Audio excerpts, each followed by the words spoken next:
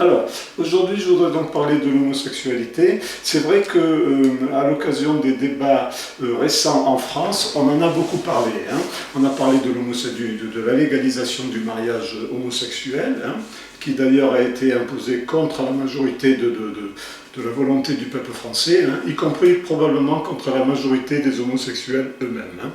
Donc on a beaucoup parlé de ça, mais finalement la vraie question fondamentale n'a pas vraiment été abordée. Et c'est quoi la question fondamentale pour les Français? Je rappelle que la France est quand même, au moins sur le papier, encore un pays catholique.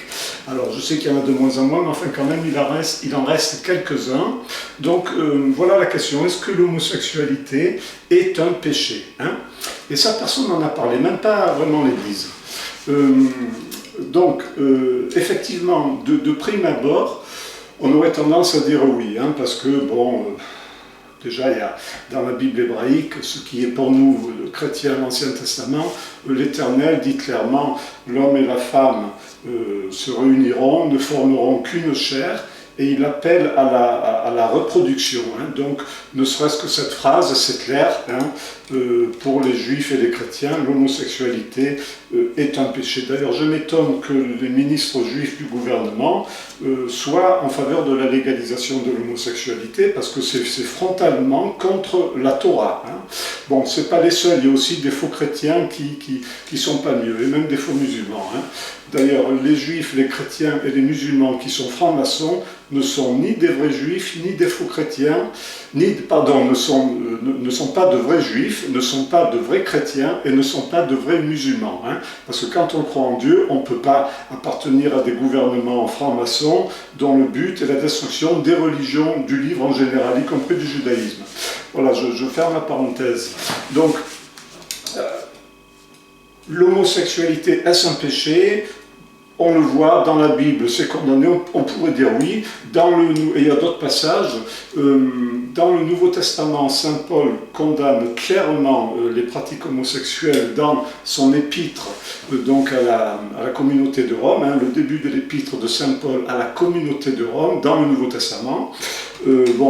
C'est vrai que si nos parents avaient été homosexuels, nous ne serions pas là pour en parler, ça, on peut pas c'est indéniable. C'est vrai aussi que l'homosexualité est quand même un mouvement orienté vers la mort, parce que si tout le monde était homosexuel, la vie s'arrêterait sur Terre. Bon, on sait très bien que les gays ne se reproduisent pas. Donc tout ça, ça parle en faveur d'un péché. Cette homosexualité idyllique, soi-disant de l'Antiquité, c'est un mensonge qui a été véhiculé par les lobbies gays comme ACT UP. En réalité, c'est faux. Socrate a été exécuté justement parce qu'il n'était pas assez sévère pour condamner. Il avait une certaine sympathie pour l'homosexualité, on va dire. Même si lui, il n'a pas vraiment été prouvé qu'il était homosexuel lui-même. Donc, oui, spontanément, on peut répondre oui, l'homosexualité est un péché. Mais, à y regarder de plus près, les choses se compliquent. Et en fait, moi je propose de dégrader le péché homosexuel en 4 phases. Voilà. Alors, la première phase, je l'appellerai la phase de l'héroïsme. Donc là, la personne, effectivement, a des tendances homosexuelles, mais elle ne pratique pas. Au contraire, elle accepte de vivre dans la chasteté, elle souffre, elle lutte contre ses tendances et elle ne pratique pas. Dans ce cas-là, bien évidemment, l'homosexualité n'est pas un péché, mais c'est même un acte d'héroïsme. C'est pour ça que j'appelle la première phase la phase de l'héroïsme. Et là, évidemment, chapeau. Il n'y a rien à dire, non seulement la personne ne pêche pas, mais vraiment respect. Ok, ça c'est la première phase. La deuxième phase, je la nommerai la phase de la lâcheté. Alors ici, la personne, effectivement, donc pratique, mais elle pratique en silence, elle a un sentiment de culpabilité, comme on dit en bon français, la chair est faible, de temps en temps elle craque, mais ça reste dans le silence et la culpabilité. Alors là, on peut sans doute parler d'un péché, mais d'un petit péché. À mon avis, je ne pense pas que ce soit un péché très grave. C'est mon humble avis, ça n'engage que moi, c'est mon opinion. Donc, ensuite vient, donc ça c'est la phase de la lâcheté. Première phase, phase de l'héroïsme, deuxième phase, phase de la lâcheté, qui est un petit péché mais pas très grave. Troisième phase, c'est la phase du outing. Le outing, vous savez ce que c'est la revendication. Tout d'un coup, on dit oui, moi je suis fier, je suis lesbienne, c'est bien comme ça, etc. Là, cette phase, effectivement, c'est déjà une phase qui rentre dans le concept de culture de mort, avec la fausse sémantique qui concerne à appeler le bien mal et le mal bien. Et là, c'est la phase où la personne se ment à elle-même.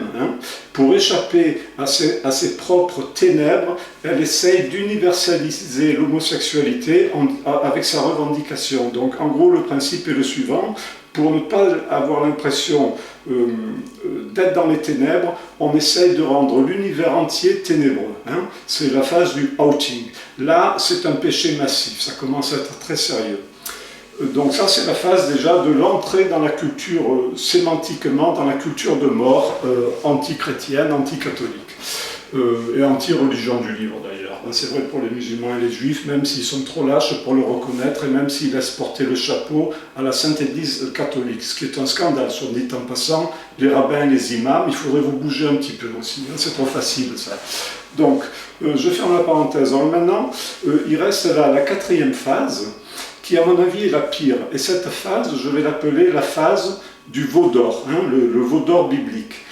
Vous savez que ce sont les Hébreux qui ont fabriqué des idoles quand Moïse recevait les 10 commandements sur le mont Sinaï. Donc la phase du veau d'or, elle concerne les gens, écoutez bien, les gens qui n'ont même pas l'excuse d'être eux-mêmes homosexuels, mais par une fausse tolérance, par un faux amour qui n'est pas lié à une éthique transcendantale, donc lié à Dieu, par une fausse tolérance, un peu comme pour l'avortement, on dit qu'assassiner un enfant net c'est tolérant, alors que c'est le contraire, pardon.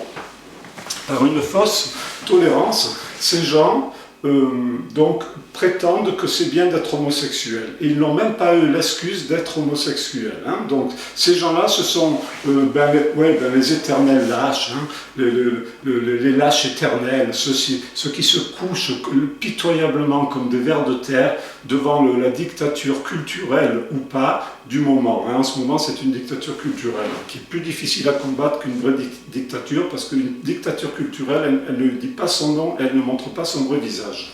Et elle se bat uniquement dans le cadre d'une religion révélée. Donc ça, ce sont effectivement les pires. Ce sont ceux qui étaient nazis en 1938, quand la majorité des Allemands étaient nazis. Vous savez que Hitler est devenu riche, parce qu'il a vendu Mein Kampf par millions. Et donc les Allemands avaient déjà les Mein Kampf. Même si la solution finale dans Mein Kampf n'est pas clairement établie, quand même on savait ce que c'était plus ou moins et où ça allait mener. Donc ce sont les gens qui adorent le veau d'or du moment, les Allemands en 1938, les intellectuels français après-guerre qui étaient tous communistes, peut-être Camus qui quelque part a sauvé les meubles, mais bon, sinon l'immense majorité était communiste, alors qu'on savait que Staline avait massacré 5 millions de chrétiens ukrainiens. Après, plus tard, on a su que Pol Pot avait massacré le quart de la population cambodgienne au nom de la raison des Lumières, si chère à M. Payon, la raison des Lumières. Elle a apporté Staline, Hitler, l'avortement et le contre Dieu et nature, le mariage homosexuel, plus tout le reste. Donc, tous ces gens, en dépit des évidences historiques, ont rampé devant le veau d'or du moment. Alors un coup nazi, un coup communiste, maintenant c'est New Age, Open Source Religion, ou que sais-je encore, pro-avortement, pro-homo, mariage gay, anti-catholique, etc. Eux, ce sont les pires, ce sont des éternels vers de terre qui rampent devant l'autel de l'ère du temps. Et ils n'ont même pas l'excuse d'être homosexuels eux-mêmes. Donc eux, carton rouge et médaille de la culture de mort. Voilà, donc je pense que c'est important de dégrader ces 4 phases. Première, c'est la phase de l'héroïsme. Deuxième, la phase de la lâcheté. Troisième, la phase de la culture de mort avec le outing. Quatrième phase, c'est donc la phase du veau d'or. Alors, encore une chose, Bien évidemment, les gens qui ont des tendances homosexuelles, mais même ceux qui pratiquent, parce qu'ils sont faibles, ont toute leur dignité. Hein. Ce qui est très grave dans l'homosexualité, c'est l'absolue banalisation, normalisation de l'homosexualité, notamment par la légalisation du mariage homosexuel. Au fond, et ça écoutez bien, tout est là. C'est très important ce que je vais dire maintenant.